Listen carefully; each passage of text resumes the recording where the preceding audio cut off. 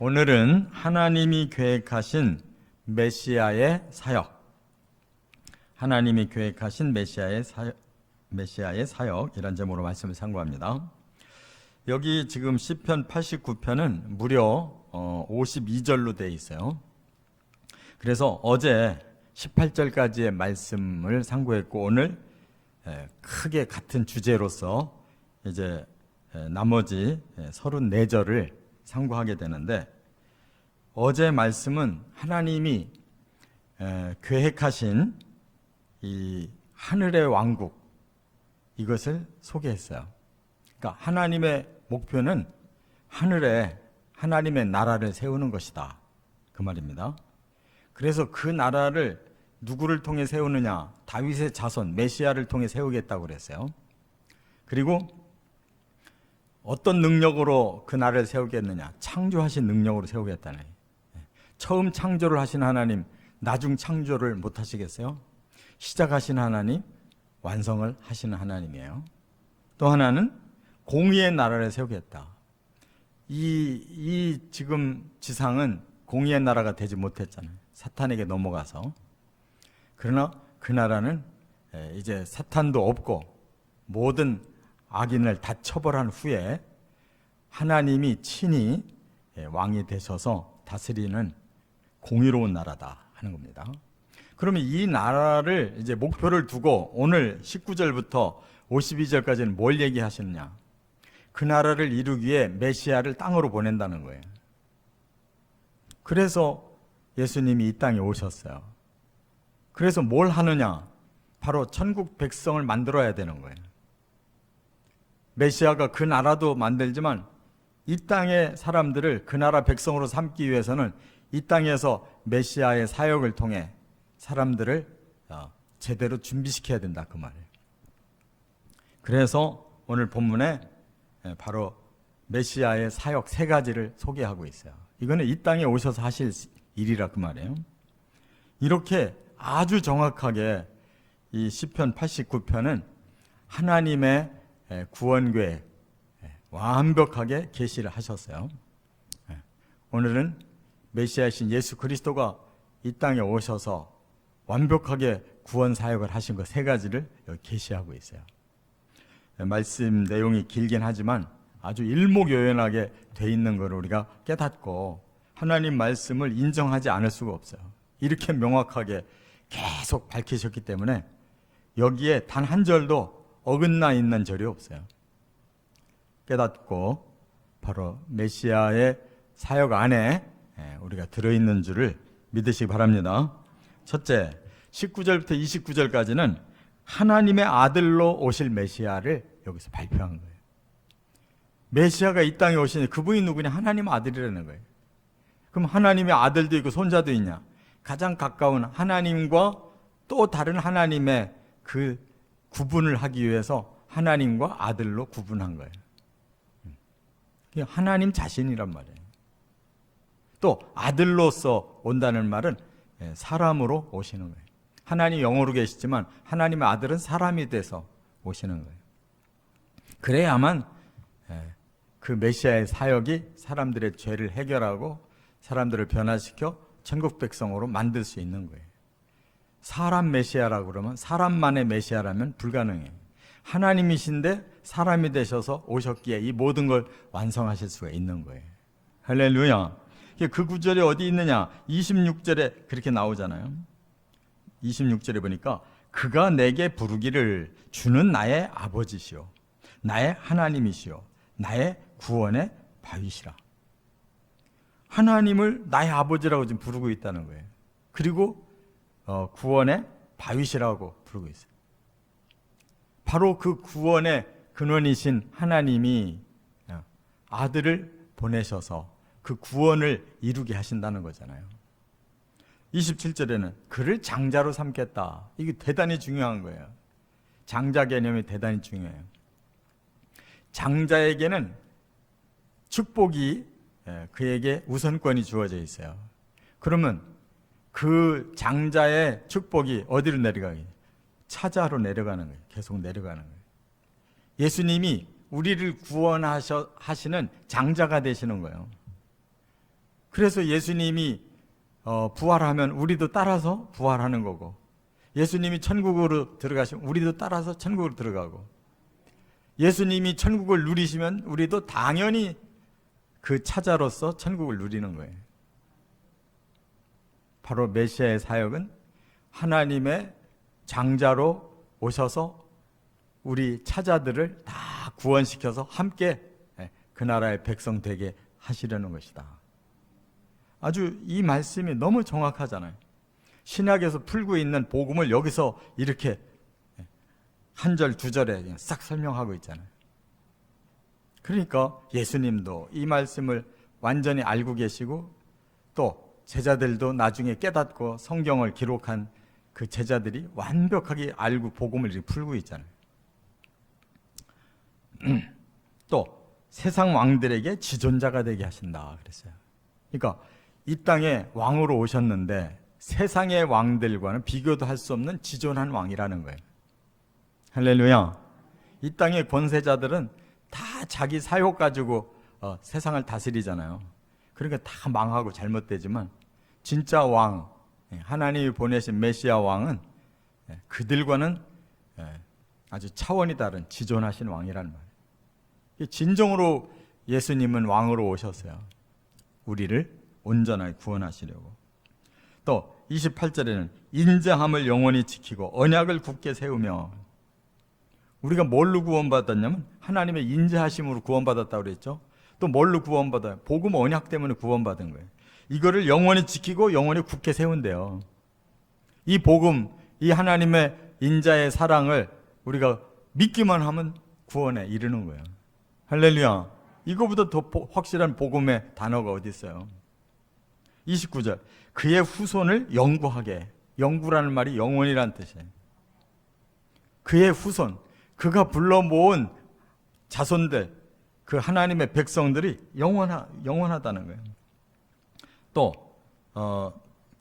그들을 하늘의 날과 같게 하겠다. 하늘의 날이 뭐예요? 영원한 날을 말하는 거예요. 천국은 날이 영원해요. 우리가 그 나라의 영원한 자손이 되고 영원한 백성이 되는 것이에요.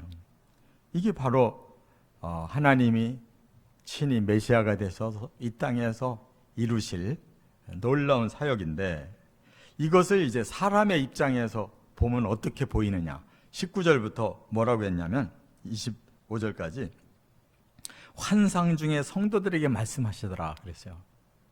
이 사람의 입장에서 보니까 이 놀라운 하나님의 이 구원 계획을 어느 날 환상을 통해서 하나님의 성도들, 거룩한 백성들에게 말씀이 들렸다는 거예요. 깨달음이 왔다는 거예요. 저와 여러분도 바로 그렇게 믿고 있는 거예요. 지금 하나님의 그 계시의 말씀을 환상으로 받은 자들이 전해주는 그 말씀을 우리도 같은 거룩한 성도로 깨닫고 있는 거예요. 할렐루야. 네. 또 능력 있는 용사에게 돕는 힘을 더하신다. 그러니까 용사라는 게 뭐예요? 이 세상에 악한 영이 사로잡고 있는 이 세상을 지금 영적 싸움을 통해서 이기게 하려고 돕는 용사를 보내셨다. 바로 예수님이 우리를 구원하는 용사시란 말이에요. 또 백성 중에 택함 받은 자를 높였다. 예수님이 이 땅에서 태어나셔서 바로 메시아가 되시고 왕이 되시고 택함 받았단 말, 하나님 앞에. 이 수없이 많은 인류가 태어났는데 그 중에 메시아 한 분이 하나님께 택함 받은 그 왕이시고 구원자시고 용사시고, 그 다음에 20절에 보면 다윗을 찾아내어 기름을 부으셨다 그랬어요. 그러면 이미 다윗은 지나간 사람인데 왜 다윗을 다시 찾아내? 바로 다윗의 자손을 찾아낸 거예요. 메시아의 계보에 그 메시아를 찾아내서 기름 부었다 이거예요. 할렐루야. 뭐 어느 한 절이 지금 틀리는 게 없어요. 그 다음에 21절에 그를 견고하게 하고 힘이 있게 하고, 22절에는 원수를 이기게 하고 약자를 보호하게 하고. 메시아의 사역이 그거예요. 악한 사탄 원수는 쳐내고 그에게 그 밑에서 신음당하는 약한 자는 보호하는 게 메시아의 목적이라고. 이 땅에 오신 목적. 그래서 23절에 대적을 박멸한다고 그랬어요. 박멸이라는 말이 뭐예요? 완전히 멸망시킨다는 거예요. 사탄은 메시아의 손에 완전히 멸망당하는 것입니다. 그리고 24절에는 성실과 인자로 그 뿔을 높이신다. 그 말은 뭐야? 그 성실하심과 인자하심이 결국 최후 승리를 거둔다는 거예요. 뿔을 높인다는 말은 최후 승리. 그는 25절에 바다도 강도 다 그의 손에 있는 거예요. 말하자면 모든 세계를 다 구원하신다는 거예요. 그러니까 메시아의 영역은 바로 전체에 뻗쳐 있는 거예요. 할렐루야. 이렇게 하나님의 아들이어야만, 그러면서 사람의 아들, 하나님이시면서 사람으로 오셔야만 인류를 구원할 수 있는 능력이 있는 것이다. 그 말이에요. 두 번째, 30절부터 37절. 두 번째 사역은 뭐냐? 악을 심판하고 완성하실 메시아시다. 메시아는 이 땅에 왜 오셨느냐? 바로 악한 자 때문에 이 세상이, 사람들이 전부 악에 빠져가지고 그 악의 결과가 이렇게 저주와 영원한 형벌이잖아요. 그러니까 제일 중요한 악을 심판해내는 것이 메시아가 오셔서 할 일이에요. 사탄을 잡아야 되고 사탄이 뿌린 모든 악을 다 제거해야 된다면, 이것이 이제 하나님 나라를 완성하는 아주 중요한 임무예요. 그런데 어떻게 그러면 사탄이 역사를 했느냐? 여기 30절에 보니까 만일 그의 자손이 내 법을 버리며 내 규례대로 행하지 아니하며 내 율례를 깨뜨리며 내 계명을 지키지 아니하면, 그래서요. 이게 누구냐면 바로 하나님이 택한 백성인데, 하나님이 사랑하시는 이 인류인데, 그들이 결국 어떤 짓을 하냐? 배반을 한단 말이에요. 왜? 사탄에게 넘어가가지고 아담부터 모든 인류가 이렇게 하나님 율례를, 법을 버리고 규례를 행하지 않고 율례를 깨뜨리고 계명을 지키지 않고 인류가 이렇게 다 타락했잖아요. 그러면 그들을 어떻게 해야 되겠어요? 32절에 회초리로 그들의 죄를 다스리며 채찍으로 그들의 죄악을 벌하리로다. 하나님의 영원하신 속성 중에 하나는 공의예요. 공의. 불의한 자를 반드시 벌을 줘야 된단 말이에요. 그게 모든 사람에게 공평하게 주어지는 하나님의 법이에요. 그렇기 때문에 그 악을 심판하셔야 된단 말이에요. 그래서 죄를 다스리고 죄악을 벌해야만 이 세상의 악이 해결되는 줄 믿습니다. 그러나 그렇게 심판만 하러 오신다면 어떻게 사람을 구원하겠어요? 그래서 다른 한편으로는 33절에 그러나 나의 인자함을 그에게서 다 거두지는 아니하며 그랬어요. 하나님의 사랑을 다른 한편으로는 계속 베푸신다는 거예요. 그게 십자가의 사랑이에요. 악은 심판하면서 사람은 구원하기 위한 사랑을 계속 베푸는 거예요. 그래서 그 성실함도 패하지 아니한다. 또 언약을 깨뜨리지 아니하신다. 입술로 말씀한 거는 결코 변하지 아니하신다. 지금 앞부분은 무섭게 악을 처단한다고 해놓고 뒷부분은 그러나 인자를 거두지 않는다. 계속 인자하심을 베푼다는 거예요. 그래서 한번 약속하신 언약은 결코 하나님이 변개하지 않으시고 다 지키신다. 뭐라고 하나님 약속하셨어요? 믿어라. 구원시켜 줄게. 그래서 아브라함부터 그 믿음이 계속 이어져서 지금까지 믿는 자를 구원하고 계시는 거예요, 하나님은. 그렇죠? 네. 그 믿음의 사람들의 계보가 쭉 히브리서 11장에 나오잖아요. 아벨로부터 시작해서. 에녹도 그래서 하늘로 휴거시키고, 노아도 그래서 방주를 지으라고 해서 구원시키고, 그 믿음의 계보가 나오잖아요. 그 사람들의 행위가 완벽했어요? 그게 아니에요. 세상 사람들 다 하나님 안 믿고 지멋대로 사는데 그들은 하나님을 믿고 경외했단 말이에요. 하나님의 뜻을 순종했어요. 그러니까 믿으니까 구원시키는 거예요. 바로 이렇게 하나님은 변치 않는 언약을 지키시는 하나님이기 때문에 오늘도 우리는 그 언약만 믿으면, 언약만 붙들면 구원에 이르는 거예요. 할렐루야. 그래서 35절에 나의 거룩함으로 한 번 맹세하였은즉 다윗에게 거짓말을 하지 아니할 것이요. 그래서 하나님이 이렇게 거룩한 맹세를 하셨기 때문에 다윗에게 거짓말하지 않는다. 이 말은 다윗은 언약 받은 자잖아요. 언약 받은 자들은 결코 하나님 앞에 속는 일은 없다 그 말이에요. 하나님 거짓말 안 하기 때문에. 그리고 그 후손 36절에 후손이 장구할 것이고 그 왕위가 해같이 항상 있을 것이고 37절에는 궁창의 확실한 증인인 달같이 영원히 견고하게 하리라 그래. 말하자면 해와 달이 변함없이 이 세상을 비추듯이 하나님은 그렇게 한 번 언약한 거 반드시 그대로 지켜주시고 이루어주시겠다 이렇게 약속했어요. 자, 요 지금 본문에서 악은 처단하시고 사람은 구원하셔서 그 나라를 완성시키시겠다 그 말이에요. 할렐루야. 예수님이 이제 재림하시면 하실 일이 이거예요. 악을 처단하고 믿는 자를 다 구원해서 하나님 나라를 완성시키는 일이 지금 남아있는 거예요. 우리가 그 백성 되려고 지금 기다리고 있는 거라고. 끝으로 세 번째, 가장 절정의 사역을 여기 세 번째 말씀했는데 38절부터 52절까지 대속의 순환을 당하실 메시아, 이 일을 이루기 위해서 악을 처단하고 사랑으로 사람들을 구원하기 위해서 메시아가 이 땅에 오셔서 극적으로 해내셔야 될 사역이 하나 남아있단 말이에요. 그게 대속의 순환이라는 거예요. 사람들의 죄값을 대신 치르는 순환, 십자가의 죽음이 여기 예언되어져 있단 말이에요. 이게 최절정의 사역이에요. 자, 38절. 주께서 주의 기름 부음 받은 자를 노하사 물리쳐서 버리셨대요.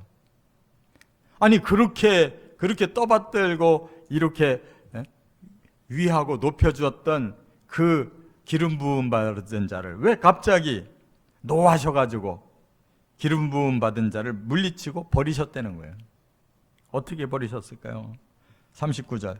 주의 종의 언약을 미워하사 그의 관을 땅에 던져 욕되게 하셨다. 그 주의 종이 누구예요? 메시아잖아요. 하나님 일하러 온 메시아를 그의 언약을 미워한대요. 메시아가 주신 사람들에게 주신 언약은 믿어라, 내가 구원시켜 줄게 라고 복음의 언약을 주셨는데 그것이 오히려 미움받게 하셨다는 거예요. 예수님이 3년 4개월 실컷 복음 언약을 전했더니 어떻게 하셨어요? 사람들이 그를 십자가에 매달려 버렸어요. 너는 신을 모독했다. 네가 무슨 메시아냐. 실컷 복음 전했더니 사람들이 오히려 역반응이 일어나가지고 그 언약 때문에 미움받아가지고 메시아가 십자가에 달렸다고요. 그래서 그 관을 땅에 던져 욕되게 했다. 관이 뭐예요? 사람 죽으면 묻는 관. 그 관에 던져서 욕되게 했다. 결국 죽여가지고 장사 지내버렸다는 거예요. 이게 십자가라는 말이에요. 믿으십니까? 얼마나 정확해요. 지금 제가 한 절 한 절을 설명했는데 지금 복음의 그 핵심과 어긋나는 단어가 어디 있냐고. 40절. 그의 울타리를 파괴하고 그의 요새를 무너뜨렸대요. 메시아가 인류를 구원하기 위해서 그 복음이라는 울타리를 치고 복음이라는 요새를 세워서 사람들을 다 그 안으로 들이려고 하는데 그걸 무너뜨렸대요. 왜? 메시아가 대신 순환을 당하는 거예요. 이렇게 처절하게 망하고 있다는 거예요, 지금. 41절. 탈취를 당하고 욕을 당하고. 맞지 않습니까? 예수님이 입고 있던 옷까지도 다 탈취당했어요. 그 군인들이 제비 뽑아서 옷까지도 다 가져갔다고. 그리고 온갖 모욕을 다 당하고. 42절에 대적들의 손을 높이고 원수를 기쁘게 만들었대요. 그날 예수가 죽으니까 막 온갖 그 원수들이 얼마나 좋아했냐고. 응? 군중들까지 다 합세해가지고 예수 저 죽여라. 오히려 살인자 바리바는 살리고 예수는 십자가에 죽여라. 43절에 그의 칼은 둔하게 되고 전장에서는 졌다. 그날 예수님은 심판자임에도 불구하고 그의 칼은 전혀 손 쓸 수 없는 칼이 됐고 그 전장, 그 영적 싸움에서 그는 지고 말았다. 그리고 44절에 영광은 그치고 왕위는 땅에 엎어져 버렸다. 예수는 영광도 다 사라지고 그 왕위도 땅에 떨어져 버렸어요. 45절에 젊은 날은 짧게 그를 수치로 덮었다. 예수님 33살에 돌아가셨어요. 젊은 날은 짧게 오히려 수치로 덮여서 끝장났다. 예수님의 십자가의 죽음을 얼마나 철저하게 지금 설명하고 있냐고. 46절에는 하나님이 숨으시고 노를 불붙듯 일으키셨다. 오히려 하나님은 메시아를 도울 생각 안 하시고 오히려 노를 더 불붙어서 끝내 죽이셨다는 거예요. 47절에 때가 짧고 허무하다. 지금 예수님은 인류의 대표로서 지금 죽는 거예요. 겨우 33년 사시고 결국 끝은 죽음이었어요. 얼마나 그 짧고 허무한 인생을 끝내셨냐고요. 그리고 48절에 죽어서 그 영혼은 스올로 들어갔다. 스올로 들어간 영혼은 누구예요? 죄인들이 들어가는 거예요. 예수님이 대신 죄인이 돼서 그렇게 죽임을 당하고 스올이라고 하는 음부로 들어가 버린 거예요. 대신. 49절에 인자를 거두셨다. 하나님이 그에게 사랑을 거둬버리셨어요. 그러니까 사랑이 없는 자는 망하는 거예요. 그렇게 우리가 망해야 될 걸 예수님이 대신 망하고 있단 말이에요. 이게 대속의 순환 사역이라는 거 깨달으시기 바랍니다. 그래서 50절에 많은 민족의 비방을 받고 51절에 주의 원수들이 주의 기름 부음 받은 자의 행동을 비방했다. 모든 사람들이 다 메시아를 비방하고 이렇게 악한 사탄의 편에 서 있는 다수가 지금까지도 메시아를 비방하고 지금까지도 이 땅에 사람들이 사탄에게 속아서 메시아가 아니라 자기들이 이 땅에 낙원을 이루겠다고 나서고 지금 이런 판국이란 말이에요. 십자가가 너무나 초라하잖아요. 오늘날까지도.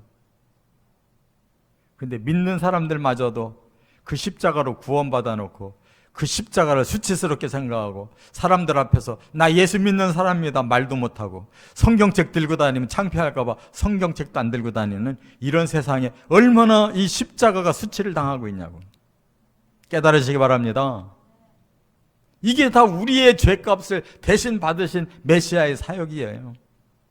그분이 단 한 가지라도 죄를 찾을 수 있냐. 바로 이처럼 인류는 철저한 대속의 이 은혜로 구원받는 거지 우리가 주님 앞에 드린 건 단 한 가지도 없어요. 믿기만 하라고 하는데도 믿음도 없어요. 그래서 예수님이 내가 그때 올 때 너희에게서 믿음을 보겠냐 탄식하신 거예요. 믿음만 있어도 구원을 받는데 진짜 믿는 자가 있겠느냐. 이처럼 하나님의 계획은 완벽한 계획입니다. 하나님이 아들이 되셔서 이 땅에 오셔서 이 악한 세상을 악을 처단해야 되고 자신이 그 인류의 죄값을 대신 져야 되고 그래서 모든 것을 공의와 사랑을 완성시켜야 하나님의 나라를 완성시키는 것, 우리가 그 나라에 들어가는 거예요. 예수 그리스도의 덕분에. 할렐루야. 정말 한 단어 한 단어가 여기서 틀린 단어가 있냐고. 이 52절이 이렇게 해석하면 이렇게 되고 저렇게 해석하면 저렇게 될 수 있는 단어가 여기 들어있냐고. 이렇게 확실한 것도 못 믿으면 도대체 믿는 자들이 뭘 믿겠다고 하는 거예요.